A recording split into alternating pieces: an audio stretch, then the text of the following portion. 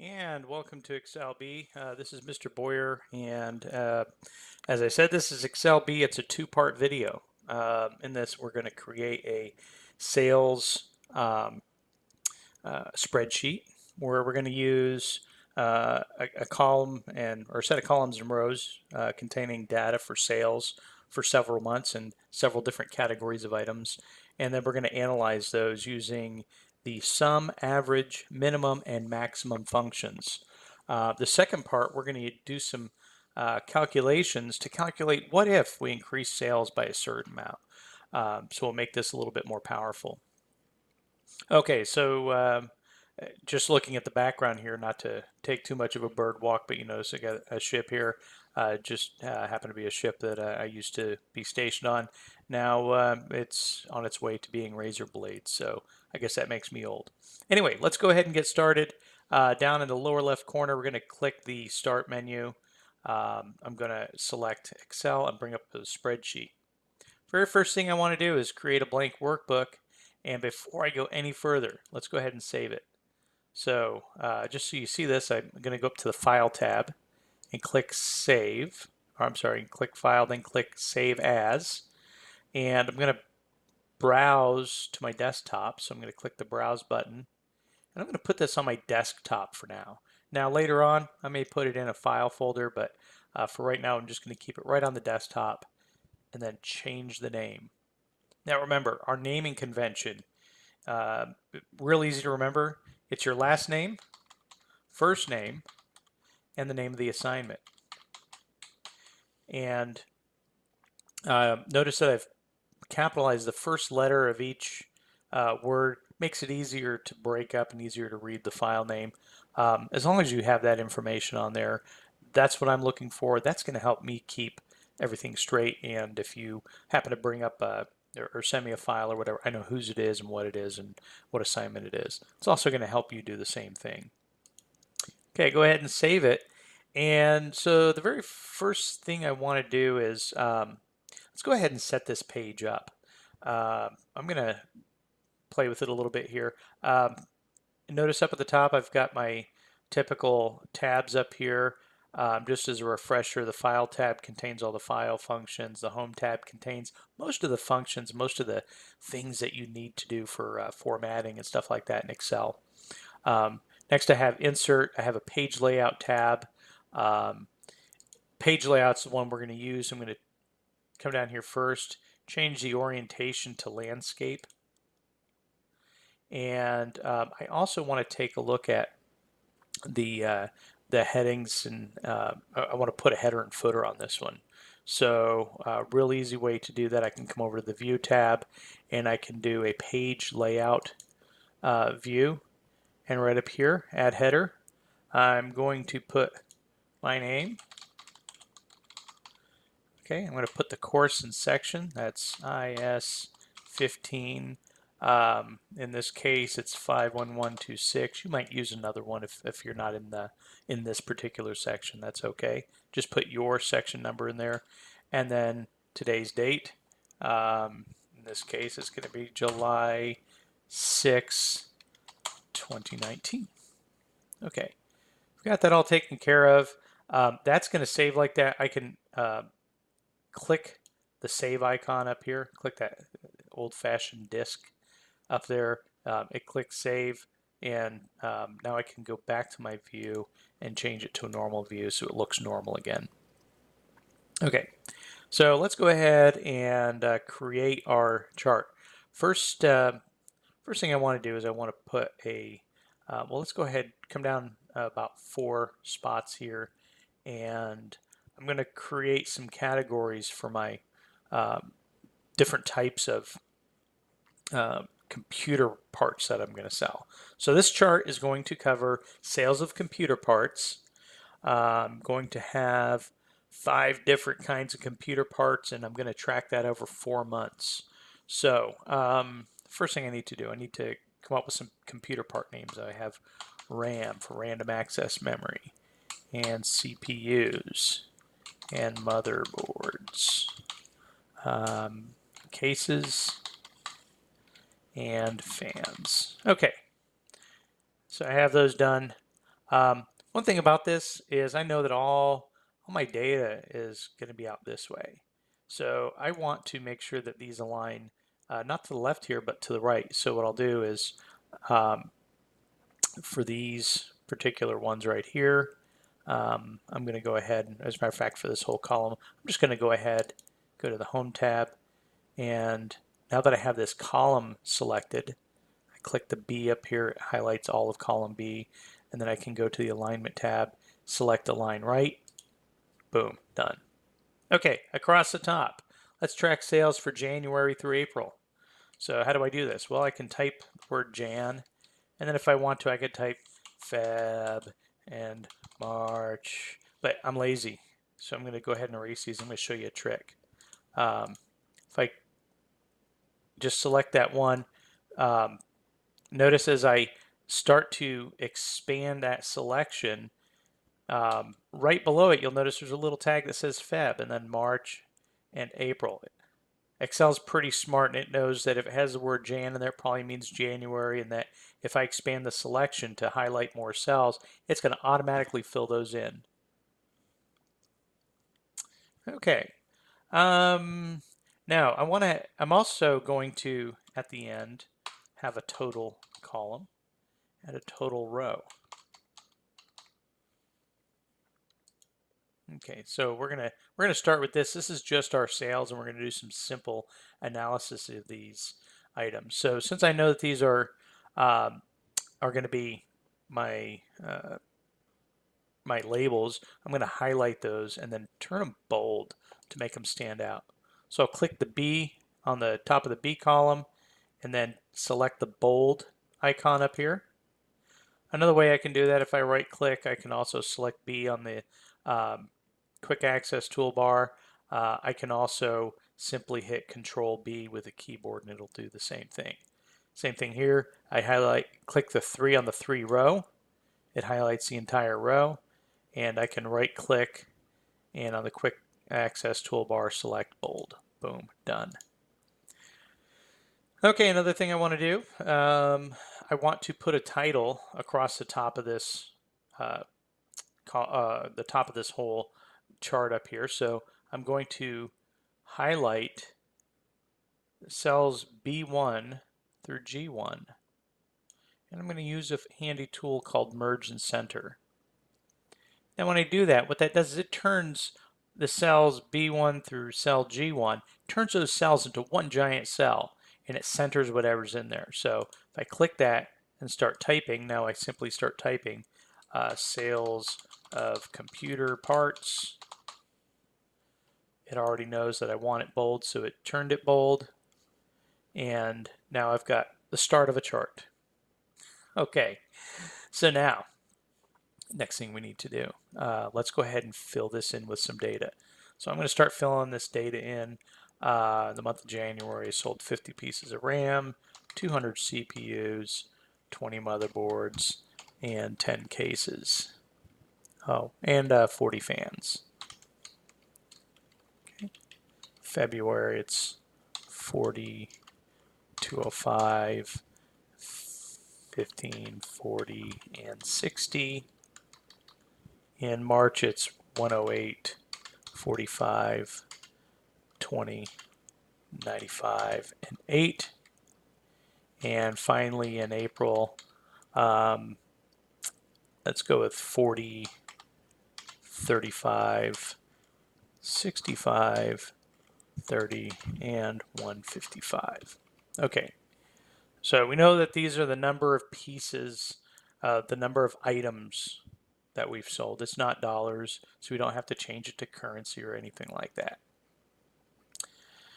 So let's, so now I need to total these columns up. Now I could simply look at each one of these and count them up and go, okay, yeah, here's 20 plus 40 is 60, plus 108 is 168, plus 40 is 208, but what if I go back and change something? What if I change the number of pieces sold in February and realize, oh, I forgot these 10 were sold to this other customer and have to change that? Then I have to go through and do all the math all over again. Instead, I'm going to use a function. In this case, we're going to use the sum function. So a couple ways to do the sum function. I'm going to show you a quick way. I'm going to so highlight cell G4, that's under the total column, it's right at the end of the RAM row. And over in the top of the toolbar, I have the sum or auto sum button. If I simply click that, it automatically puts in the function equals sum and then C4 colon F4. That means add up all of the values in the range C4 to F4. So here's C4 over here where it says January's RAM numbers, and then D4 is February's RAM sales, E4 is March's RAM sales, and F4 is April's RAM sales.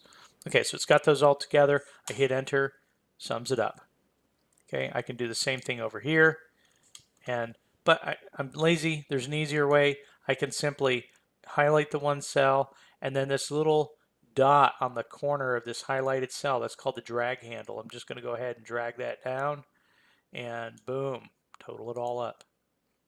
Easy? Cool.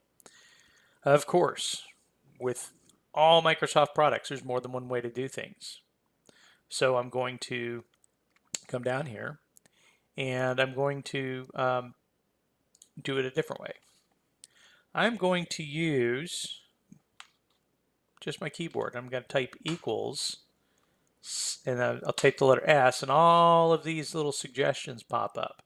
But I know I want the sum, so I type the letter U, and now I can see substitute subtotal sum, sum if S, sum product, sum squared. I just want the sum. So if I double click that, notice it gives me one parenthesis. I can highlight the cells that I want, in this case C4 to C8, and close the parentheses.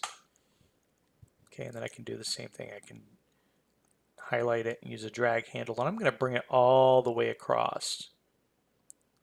Okay, interesting thing, if I add up all of the total rows, it should give me 1251. If I add up all of the total column cells, it should give me 1251. A way to check that. Okay, right down in the lower part of the screen, it's called the status bar. Okay, if I highlight a number of cells, it gives me what's called quick analysis. So it gives me the average, it gives me the count of the number of cells I have selected, and it gives me the sum of those cells. So notice that 1251 is the same as a 1251 right here. If I highlight this group, same thing. That means I've done it right. Okay, you with me so far? Good. Except for you, I heard you out there. Go, if you don't get this, go back and do it again. Go back and watch this over. That's a great thing about YouTube. Everyone else, let's continue. Okay, so over here, I'm going to do some more analysis. For each month, I want to know the average number of pieces. I want to know how many of these is the maximum number that we sell, the maximum quantity that we sold each month, and I want to know the minimum quantity each month. So remember, this is an example. If we were doing this for real, we'd probably be working more with dollars and divisions, and we'd have years worth of data and lots of categories. I'm keeping it simple for you. Okay, so I want to know for each one of these, I want to know the average, I want to know the minimum, and I want to know the maximum number sold. Okay, so I'm going to put those right down here. Skip a line, put those down here. Now, again, it would be real easy to calculate the average, and we can look at this small number group here and say, okay, yeah, 200 is the maximum, 10 is the minimum. But what if I had hundreds of rows of data? That'd be a lot more difficult, wouldn't it? Okay, so I'm going to go ahead and I'm going to use a formula. Again, one way to do it, I can come over here to this auto sum button, and there's a little drop down arrow here. If I click that, I can select average, and it gives me this whole group, and that group is wrong. Okay, I do not want to include this total row and the average. What I want to include is just this group here. I want the average of the RAM, CPU, motherboards, cases, and fans. Do not include the total row. I'm telling you this now. Why? because on the final exam and on the Excel quiz, you're going to see this again. I guarantee it. And probably out of 30 students, probably at least, I don't know, 3 or 4 are going to just totally blow it, and they're going to include the totals and the average, and it will be wrong, and I will take points for that. So please pay attention to that. All right, so average C4 to C8, boom, done. And I can go ahead and drag this over and do all my averages. I can go ahead and analyze the total column because this gives me a little insight on average. How many pieces do I sell total over a 4-month period? So that might be useful information. Now I wish it were that easy on minimum and maximum, and actually, it kind of is. So we're going to do this other way. So we'll use the second method, which is going ahead and typing the formula. So we type equals. Remember, the equal sign lets Excel know that the value in there is a calculated value. You're either doing just straight out math or arithmetic on a group of cells, or you're using a predefined function. In this case, we're going to use a predefined function we're going to call the minimum function, MIN. Notice it has this little f of x. For you math folks, f of x, it means the function of x, right? This function is the minimum. And I'm going to highlight that same range of cells and close it out. It's going to tell me that the minimum is 10. And then on the maximum, I'm going to throw you for a curve. I'm going to show you another one. So I have this cell highlighted. I'm going to come up, not to the formula bar, I'm going to come right next to it to the insert function button, that f of x button. And when I click that, I'm going to search for a function. Now, I see that it's actually right down here under where it says sum, average, if, hyperlink, count, max. That's really what I want, but I can also come up here and search for it and go ahead and just type max. And it's going to give me all of the functions that give you some kind of maximum. Okay, in this case, I just want max, so I'll double click that, and it's going to ask me the range of cells. I'm going to click where it says number 1 here, and I'm going to highlight these here. I don't want all that, so I want to erase that. Let's do this again. Okay, I'm going to erase where it says number 1, and I'm just going to simply highlight the range of cells from C4 to C8 and hit enter. Cool? Cool. Okay, now let's make this simple. I could do this again here. I could certainly type equals minimum, do the left parenthesis, and do the minimum for this range here. And do the same thing here. So I can do equals max and do this. That's great. I can keep doing that. It'll take a little while, but it'll get done. But I'm lazy, right? Okay, I'm going to highlight these two, grab the drag handle, drag them all the way across, and let's take a look at the formulas. So if I look at the formula bar up here, the minimum, where it says 10 here, okay, the minimum, it's looking for the range C4 to C8. Okay, if I go to this one, it's looking for the minimum of D4 to D8. So it's using the same group of cells, but as I move to the right one, the range of cells also moves to the right one. That whole column moves over. That's called a relative reference. Okay, so these cells, these D4, A1, AA, 256, whatever, those are all relative references. Okay, as you move in one direction, it'll move the references in one direction. Excel's pretty smart like that. Okay, same thing, I can check all these so I know that I'm getting the right values. So we've pretty much done the first part of this chapter.